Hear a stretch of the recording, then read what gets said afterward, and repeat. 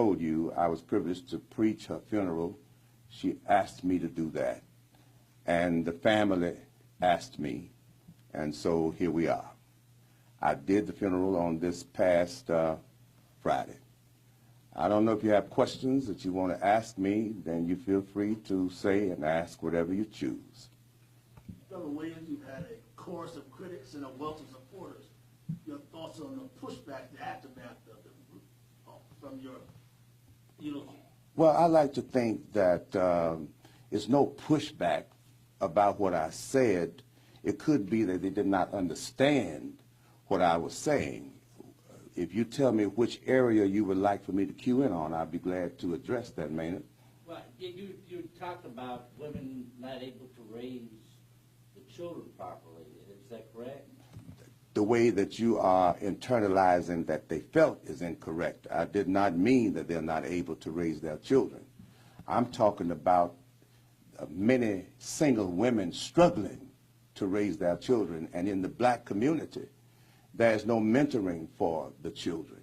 And that when a boy is there, for example, and our houses, 70+% of our households are headed by our precious women. And as precious, beautiful, and proud as they are, they cannot teach a boy how to be a man. So one of the ails and ills that we have in the African-American community is that too many of our homes are headed by women without men in the house. Now, it's been too many women who've raised excellent men. Jesse Jackson, one of my dearest friends, was raised by a single mom, see? But the women need help in their homes, and our race needs to become sensitive to that, to be able to do that. But do you think that's an appropriate venue to do that in?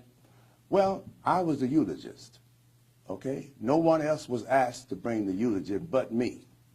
And so I feel that it is appropriate for me to say what it is that I want to say and how it is that I want to say it, because I was the only one asked to do the eulogy. And if you were there or heard about it, I sat there for 7 hours almost before I got a chance to do what I was asked to do.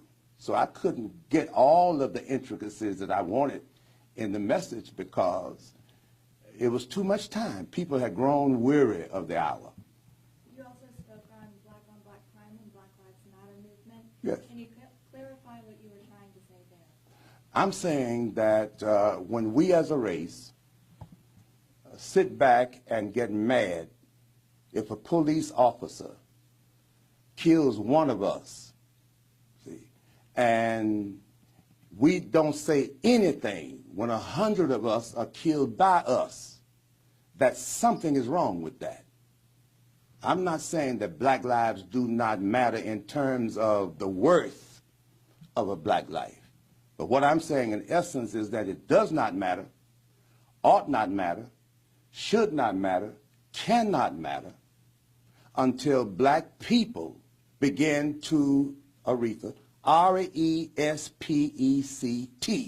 respect black lives. Only then will black lives matter. Now that's what I said, and that's what I meant. Does it bother you that the conversation has now been about your comments in certain parts of your eulogy instead of about Aretha Franklin or the prospect of respect? Does it bother me? No, it doesn't bother me, but all I can do is continue to work at what I'm trying to do, to continue to work and help our people come out of the daze and trance that we're in. I don't think that we ought to continuously sit back and wait for somebody to help us. I think that our role as a race should come from within us and that we do for ourselves. Nobody can put values in people. We can't pay for the government to give us the values that we ought to live by. Our values have to come from within, and somebody has got to care. And I care enough to say it and do it. What do you think Ms. Franklin would have said if she heard your eulogy? I don't know what she would have said, but she trusted me to do it. I don't want to see Aretha's life stopped at Grace Temple Church in Detroit. I want to see Aretha's life immortalized. And because of the great contributor that she was to the civil rights movement and all that she gave, I would think that if I'm doing something to turn Black America around, that she would be pleased. Are you surprised by the reaction that your words have garnered over the last few days? When you say surprised, no, I'm not surprised, because I've been preaching 68 years, and I've had one surprise after another to the point that I'm numbed to surprises now. I'm not surprised. I just wish somebody would understand my heart and understand what I'm trying